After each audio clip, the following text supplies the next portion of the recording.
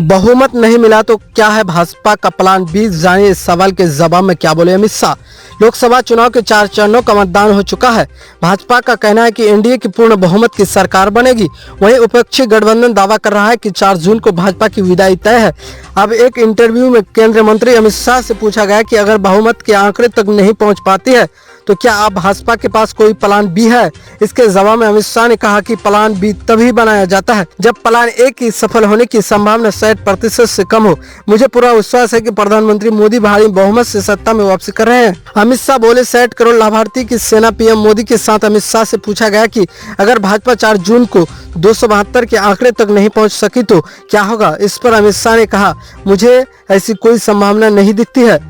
60 करोड़ लाभार्थी की एक मजबूत सेना पीएम मोदी के साथ खड़ी है। उनकी कोई जाति या उम्र वर्ग नहीं है जिन्हें सरकारी योजनाओं का लाभ मिला है। वो जानते हैं कि पीएम नरेंद्र मोदी क्या है और क्यों 400 देना चाहिए। आरक्षण को लेकर चली चर्चा पर क्या बोले अमित शाह? विपक्ष का आरोप है कि सरकार बनने पर भाजपा आरक्षण खत्म कर देगी। सोशल मीडिया पर भी इसे लेकर कयास लगाए जा रहे हैं। इस पर अमित शाह ने कहा कि हमने ये बिल्कुल साफ कर दिया है कि जब तक भाजपा का एक भी सांसद है तब तक SC ST और OBC आरक्षण का कोई हाथ भी नहीं लगा सकता है। नरेंद्र मोदी से बड़ा SC ST OBC आरक्षण का कोई समर्थक नहीं।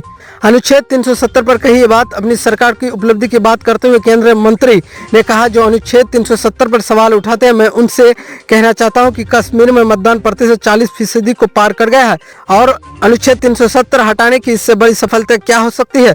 सभी कट्टरपंथी समूह और नेता मतदान कर रहे हैं। वो लोकतांत्रिक प्रक्रिया का हिस्सा बन गए हैं। पहले कश्मीर में चुनाव बहिष्कार के नारे लगते थे, लेकिन आज शांतिपूर्ण चुनाव हो रहे हैं।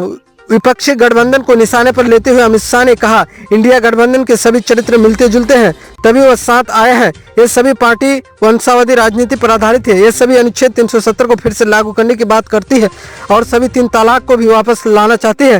ये सभी पार्टियां समान नागरिक संहिता और CAA का विरोध करती है। यह भ्रष्टाचार में डूबी हुई है, इसलिए इंडिया गठबंधन की एक साझा संस्कृति है।